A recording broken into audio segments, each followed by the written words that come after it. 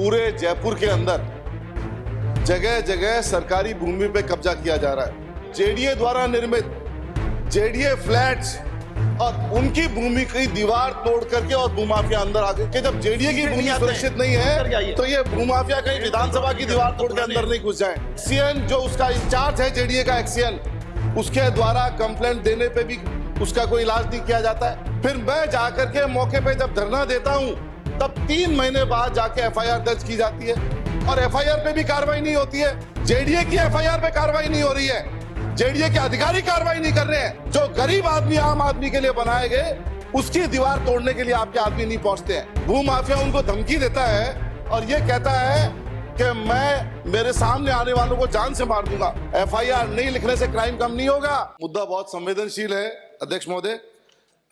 भूमाफियाओं द्वारा पूरे जयपुर के अंदर जगह जगह सरकारी भूमि पे कब्जा किया जा रहा है और सरकारी भूमि पे कब्जा करने की हद तो तब हो गई जब जेडीए द्वारा निर्मित जेडीए फ्लैट्स और उनकी भूमि की दीवार तोड़ करके और भूमाफिया अंदर आ गए।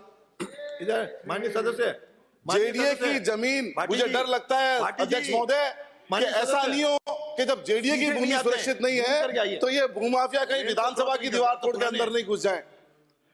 जेडीए द्वारा निर्मित 1800 फ्लैट राजीव गांधी आवासीय योजना और उन आवासीय योजना की दीवार तोड़ करके भूमाफिया अंदर घुस गए और अंदर घुसने के अलावा उसने करीब 300 मीटर की लंबी दीवार खड़ी कर दी। एक्सीएन जो उसका इंचार्ज है जेडीए का एक्सीएन, उसके द्वारा कंप्लेंट देने पे भी उसका कोई इलाज नहीं किया जाता है। कंप्लेंट दे दी जाती है, विभागीय कंप्लेंट होती है। फिर मैं जाकर के मौके पे जब धरना देता हूं तब 3 महीने बाद जाके एफआईआर दर्ज की जाती है और एफआईआर पे भी कार्रवाई नहीं होती है। दोनों मंत्री यहां बैठे हैं, होम मिनिस्टर भी यहां बैठे हैं, यूडीएस मंत्री भी यहां बैठे हैं। मैं दोनों को कहना चाहता हूं कि एफआईआर, जेडीए की एफआईआर पे कार्रवाई नहीं हो रही है, जेडीए के अधिकारी कार्रवाई नहीं कर रहे हैं। आप किसी का मकान की आधी दीवार हो उसको तोड़ने पहुंच जाते हो। आप जेडीए पोजीशन के फ्लैट जो गरीब आदमी आम आदमी के लिए बनाए गए उसकी दीवार तोड़ने के लिए आपके आदमी नहीं पहुंचते हैं। और फिर जब वो भूमाफिया उनको धमकी देता है और ये कहता है कि मैं मेरे सामने आने वालों को जान से मार दूंगा, रिकॉर्डेड एलिगेशन, जब वो एफआईआर दर्ज कराने जाते हैं तो उनकी एफआईआर नहीं लेते हैं। जो उसके यूजर हैं, जो उसके मालिक हैं, जिसको जेडीए ने अलॉट कर दिया, उसकी स्थिति यह है कि उनकी एफआईआर नहीं लिखी जा रही है। एफआईआर नहीं लिखने से क्राइम कम नहीं होगा।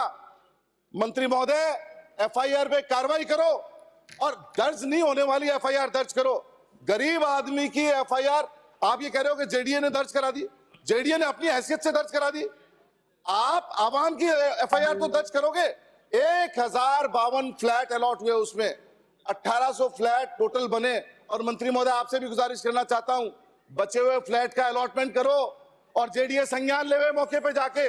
गुजारिश करूंगा आपके किसी सीनियर आदमी को भेजो और आपको ये नजर आ जाए सामने कि इतनी बड़ी दीवार आज के समय में जेडीए के पोजीशन वाली जगह को तोड़ करके और उसके अंदर भूमाफिया घुस जाते हैं। इससे ज्यादा शर्मनाक बात नहीं हो सकती।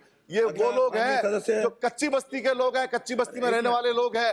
कांग्रेस सरकार ने सुधरने की और 1000 फ्लैट अलॉट किए, आपके 800 फ्लैट अलॉटमेंट के बाकी हैं। वो बाकी लोग कच्ची बस्ती में रहने को मंजूर है, लिस्ट हमने नहीं बनाई, आपके कार्यकाल में लिस्ट बनी। बाकी लोगों को अलॉटमेंट दो और उन भूमाफियाओं पे कार्रवाई करो।